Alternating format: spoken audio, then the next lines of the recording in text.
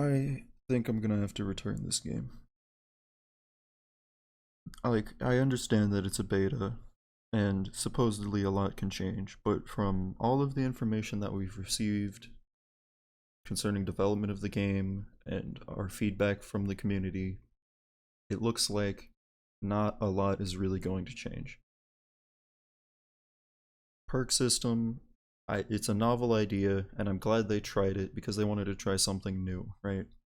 And I commend them for trying something new. I think we need to try something new all the time so that, we can grow and figure out, hey, maybe we're missing out on something. Maybe we weren't. Let's try it. And if it goes terribly, well, now we know. Now they're sticking to their guns on this one, which makes no sense because for today, this is the last day of the beta. They essentially cut the amount of time to unlock your perks in half, which at that point, it's like 2.5 minutes if you're doing pretty okay, getting objectives, getting kills. Why even have them unlock? Why even have a progressive perk system if you're gonna get it in 2 minutes? Just give us all of the perks. The number of times in the earlier days of the beta, their match was almost over. It was a TDM. There was 65 kills on both teams, and I finally unlocked Ghost. I had 10-15 kills. Match is almost over. I don't have Ghost, right? I didn't have Ghost for almost an entire match. Why did I even pick the perk?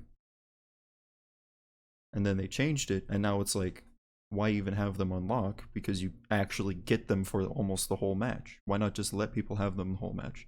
So either they're going to get rid of the progressive system, or it's just going to be a weird point of contention that doesn't make sense, and it's like, well, just give us the perks if it's so quick to unlock them, and if you're going to make it longer to unlock them, move some of the perks around because Ghost is kind of integral to the main gameplay styles of a lot of players. Something about that's got to change. Some of the guns make no sense. You're shooting a 9mm SMG at the same distance as a 5.56 assault rifle, right? Smaller bullet, smaller barrel, much less muzzle velocity, much less stopping power, right? It kills faster than a 5.56 AR. Oh, but it has a higher rate of fire. Not that much higher of a rate of fire. And it just shreds. It takes the same amount of bullets to kill someone at the same distance, which makes no sense. Up close, however, every single gun performs the exact same if you can land shots on target. It takes like half a second to kill someone with every single gun in the game. Except the shotgun and sniper are insta-kills if you land the shot. So the damage range on weapons feels wonky. It feels like the farther away you get from someone, there's some piece of math there that ain't checking out, and guns feel very inconsistent across platforms. Another thing is spawns. Spawns, good lord. I don't hate the idea of squad spawns. It works great in games like Battlefield, it feels great in Ground War, but having squad spawns in a 6v6 feels horrible because your team can get trapped between, we'll say, point A and B on a map, and the enemies control point A and B, and your team is in the corner between the two, and you guys are just kind of stuck there because it's squad spawns and it refuses to spawn you over by C that your team has. I did a little research. I was playing a match and that exact scenario happened to me. I run across the entire map, go over to C, there's not a single enemy player on that entire half of the map. Have my little heart beat out, UAV going, there's nobody over there, not a single person. And then once I get over there, my team starts spawning on me next to the point that we already control. So squad spawns do not feel good in the 6v6 currently. I feel like they could do a better job of balancing how often you spawn next to your squad or spawn next to a position that your team controls. For the most part, I'm not that upset with the movement in this game. Sliding feels a little slow, but I've been playing a lot of Apex, so I'm a little bit biased for slide moving currently. I don't know.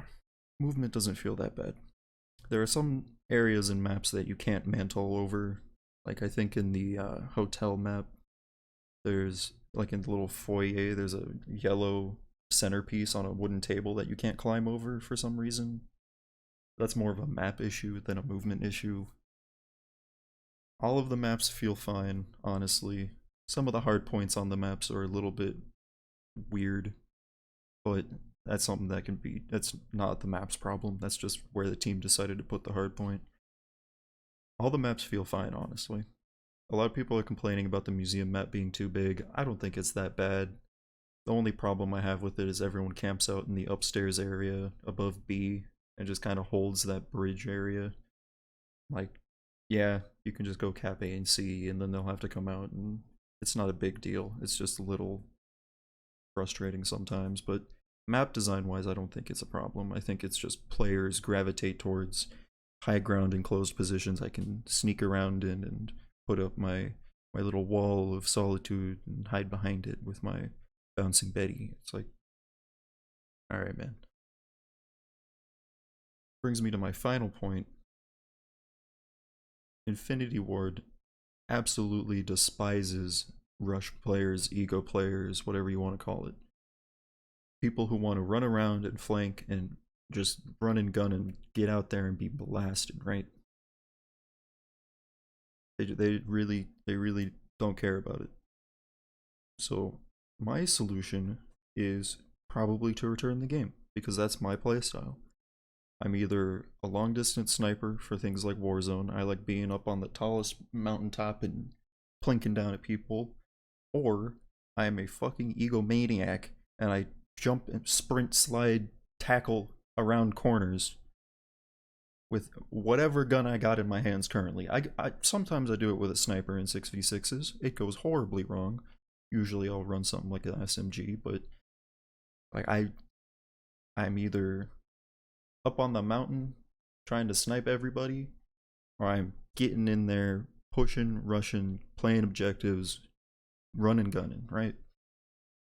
But that is just so impossible with all of the things that Infinity Ward has done. They made Ghost a perk that you don't have for most of the match.